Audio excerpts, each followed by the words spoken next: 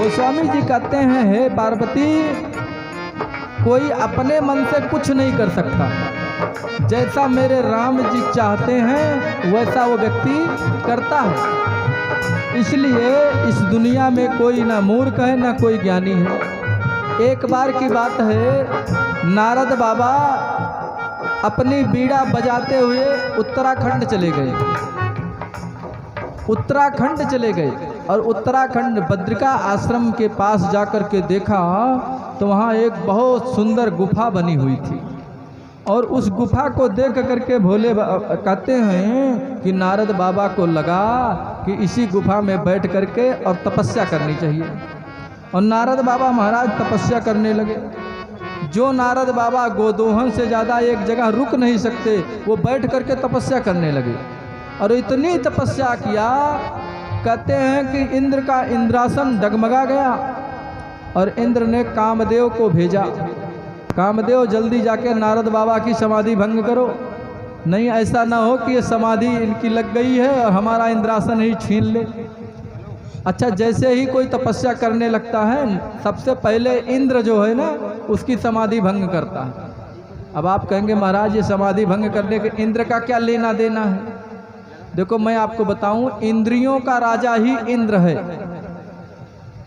ये इंद्रियों का जो हमारे अंदर इंद्रियां हैं, 5 ज्ञानेंद्रियां, 5 कर्मेंद्रियां, 11वां मन, ये जो 10 इंद्रियां हैं, इसका जो राजा है उसका नाम है मन। ऐसे जितने भी देवता हैं, सारे देवताओं का राजा है इंद्र। इंद्र को अपनी गद्दी सोचते हमारी गद्दी कैसे चलेगी अगर यही समाधि लगा लिए। ऐसे ये हमारा मन जो है ना, हम जैसे ही माला लेके बैठते हैं, जैसे ही कोई दान पुण्य करने का विचार मन में आता तो ऐसे मन डगमगाता है। अरे क्या फायदा, इतना देने से, इससे अच्छा बचा के रखेंगे तो ट्रैक्टर खरीद लेंगे। ये मन हमें कुछ करने नहीं देता साहब। हम सोचते अरे क्या करना, 10 रुपया आरती में छोड़ेंगे, इससे अच्छा 2 रुपया में भी तो काम चल जाएगा। ये मन हमें करने ही नहीं देता है, इसी का नाम इंद्र है। इंद्र किसी को भी सत्कर्म करने नहीं देता, सत्कर्म करने से पहले उसको डिगाने का प्रयास करता है। और इंद्र ने कामदेव को भेजा, और कामदेव कोई और नहीं, हमारे मन की इच्छाएं ही तो काम है। और ये कामदेव क्या करता है, जब हम सत्कर्म करने का प्रयास करते हैं, कामदेव तुरंत हमें डगमगा देता है। इच्छाएं हमारे, अरे अभी तो हमें ये भी काम करना है, कहाँ ले जाके धर्म करें, पहले ये काम कर लें फिर धर्म करेंगे। और जिंदगी बीत जाती है साहब, धर्म नहीं हो पाता है। दान देना रोज सोचते हैं कि ये कर लें फिर करेंगे, ये कर लें फिर कर लें, कुछ नहीं होता। एक बार मैं बताऊं आपको, एक व्यक्ति था गांव का, था तो बहुत कंजूस लेकिन चतुर था। गांव के आदमी वैसे होते बड़े कंजूस लेकिन चतुर तो होते हैं। गांव के लोग कहते हैं पढ़ा नहीं होते हैं, कढ़ा होते हैं। तो पढ़ा कम कढ़ा ज़्यादा थे। लेकिन वो बुढ़ा जो था ना, उस बुढ़े के जो हित मित्र थे वो बेचारे दानी थे, वो दान खूब करते थे। और उससे रोज कहते मास्टर साहब थोड़ा सा दान तो कर लिया करो, कछु कुछ न कुछ आपके वहाँ काम आएगा। तो मास्टर देखो वैसे कहना नहीं चाहिए, सबकी बात ऐसी नहीं, यहाँ के लोग तो बड़े दानी हैं, लेकिन मास्टर स्वभाव में ही कंजूस होता है साहब। आप कहीं देखना तो मास्टर दान बड़ा मुश्किल से करे। अब वो मास्टर साहब कहें कि दान तो करेंगे लेकिन मरते समय करेंगे, जिससे भगवान को ताज़ा ताज़ा याद रहेगा ना तो तुरंत स्वर्ग पहुंचा देंगे। और अभी कर दे क्या पता फिर याद रहे ना याद रहे। अब मरने का समय आ गया, रोज मित्र लोग कहें महाराज मास्टर साहब मान जाओ, बहुत दान तुम्हें मिला है, रिटायरमेंट हुए हो, कुछ तो कर लो इसमें से। लेकिन वो हिले नहीं। लेकिन एक समय ऐसा आया कि गला अवरुद्ध हो गया, आवाज ही नहीं निकले। अच्छा, मास्टर था बड़ा चतुर महाराज, उसने क्या किया, अपने कमरे में एक आरा बनवाया, अलमारी बनवाई दीवार में ही, और दीवार में अलमारी बनवा करके सारा पैसा उसी में लगा दिया दीवार में।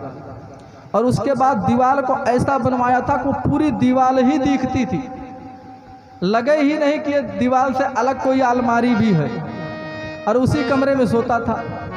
जब बाहर जाए तब ताला मार दे, नहीं तो उसमें सोता था, किसी को दिखाई नहीं पड़े। अब तो मास्टर साहब सारा पैसा वहीं जमा के रखा था अपने पड़ोस में, लेकिन अंत समय जब आया तो कंठ अवरुद्ध हो गया, मुख से बोली निकलना बंद हो गया। अब मुख से बोली निकले नहीं, मित्र लोग फिर देखने आए। मित्रों ने सोचा यार अब हमारे बड़े परम मित्र हैं और इनको थोड़ा सा हम जाके, अब तो अंत में देखें मास्टर कुछ रखा हो सराहने तो निकाल के गौदान करा दें। मास्टर के पास पहुँचे और बोले मास्टर साहब अब तो तेरा अंत समय आ गया, गला घुट रो है, अब तो कछु दान कर ले। तो मास्टर वो दीवार की तरफ दिखावे, हाथ उठा करके दीवार की तरफ मित्रों से कहा कि ये दीवार की तरफ देखो। अब उसके आवाज तो निकल नहीं रही थी, अंतिम समय एकदम से कंठा अवरुद्ध हो गया। तो वो दीवार दिखाता था कि दीवार में पैसा है, निकालो दान करा दो। लेकिन उसका जो बड़ा बेटा था वो बहुत बड़ा घाघ था। बड़ा बेटा धीरे से पहले देख लिया था कि सारा पैसा इस दीवार में है। अब उसने सोचा कि ये मित्र लोग कहीं अगर इनका हाथ लग गया दीवार में तो सारा पैसा कहीं गौदान, कहीं गीता दान, कहीं कथा करा देंगे, कहीं भागवत कराएंगे, कहीं भंडारा करा देंगे, सब गायब हो जाएगा। बेटे ने क्या किया, धीरे से आया और मास्टर साहब के मित्रों को बुलाया, अंकल जी थोड़ा इधर आइए। बाहर ले गया, बोला अंकल जी हमारे पिताजी को क्यों परेशान कर रहे हो, बेचारे जिंदगी भर हमें बहुत कमा कमा के हम लोगों की सेवा किए हैं, अब इनका अंतिम समय है, अब आप परेशान करते हो, मुझे दर्द सहन नहीं हो रहा है, आप इनसे क्या बार बार कहते हो। मित्रों ने कहा मैं तो दान की बात कह रहा हूँ, थोड़ा बहुत दान कर ले। बोले दान की, वो तो बार बार दिखा रहे हैं कि सब जो भी कुछ था ना मेरे पास सब ये दीवार में लग गया, ईंटा पत्थर में सब लगा दिया, अब तो कुछ है ही नहीं, जितना भी मेरे पास था वो सब ये दीवार में ही लगा दिया मैंने, कुछ है नहीं, तो दान करोगे कहाँ से। क्योंकि बेटा जानता था कि अगर मित्र के हाथ लग गया तो सब चला जाएगा। और बेचारे मास्टर साहब का गला घुट गया, एक पैसा भी दान नहीं हुआ था। इसलिए इस मन को पहले समझा लो, जीवन में जो करना है वो कल की टालने की जगह आज कर लो, कि काल करे सो